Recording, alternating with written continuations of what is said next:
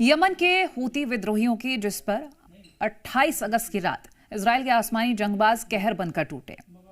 चंद minute में ही Houthi की top leadership के संहार करते हुए तस्वीरें सामने आई। ठीक उसी तरह जिस तरह के इंतकाम के लिए इजरायल पूरी दुनिया में जाना जाता है। तो चलिए आज के सीरीज में संहारम के जरिए इजरायल और उसकी खुफिया एजेंसी मोसाद के सबसे बड़े हंट ऑपरेशन के बारे में आपको बताते हैं।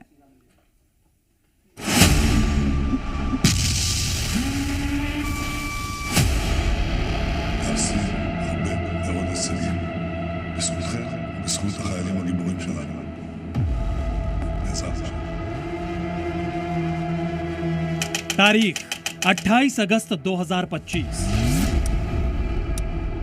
इजराइल की राजधानी तेल अवीव में मौजूद मोसाद का हेडक्वार्टर, जिसके वॉर रूम में एक हाई लेवल मीटिंग चल रही थी। इस मीटिंग को मोसाद चीफ की अगुवाई में अंजाम दिया जा रहा था। और जानते हैं, मीटिंग में मोसाद के सीक्रेट एजेंट के साथ साथ इजरायली वायुसेना के टॉप ऑफिशियल्स भी मौजूद थे।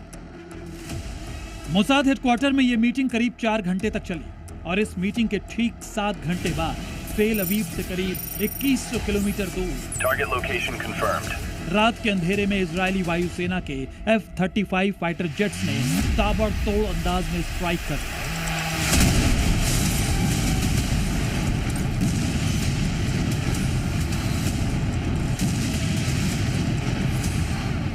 यमन की राजधानी सना में इजरायली वायुसेना के प्रचंड प्रहार से भूचाल आ गया। इस हमले से सिर्फ यमन ही नहीं बल्कि पूरा मिडिल ईस्ट थर्रा गया, क्योंकि कई महीनों की पुख्ता प्लानिंग के बाद नेतन्याहू के आसमानी जंगबाजों ने सना में जो हवाई हमला किया उसमें हूती लीडरशिप का ही संहार हो गया।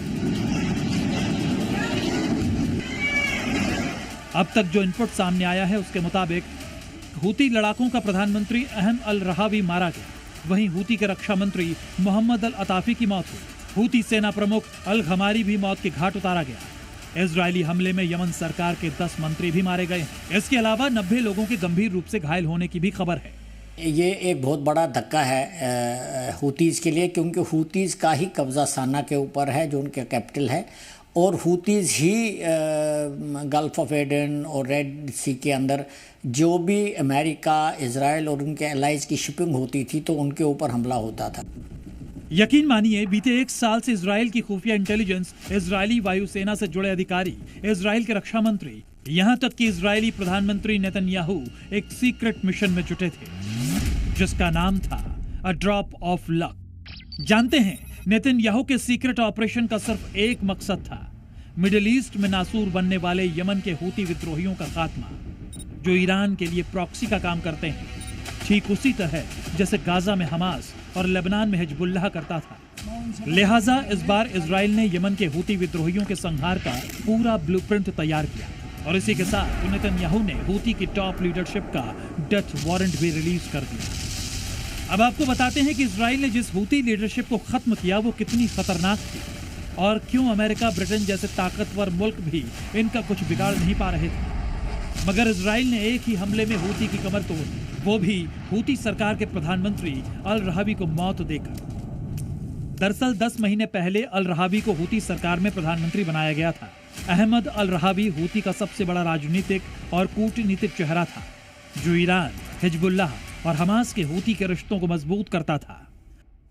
अल रहावी के साथ साथ इजरायली हमले में हूती का रक्षा मंत्री मोहम्मद नासिर अल अताफी भी मारा गया, जो 2016 से हूती सरकार में रक्षा मंत्री था। अल अताफी को हूती संगठन का सबसे बड़ा मिलिट्री रणनीतिकार माना जाता था। इसने भी ईरान के रेवोल्यूशनरी गार्ड्स और हिजबुल्लाह से करीबी रिश्ते बनाए। ये सीधे तौर पर इजराइल और लाल सागर में शिपिंग पर हमलों की योजना बनाता था। जहां इजराइल ने operation a drop of luck में हूती संगठन के प्रधानमंत्री और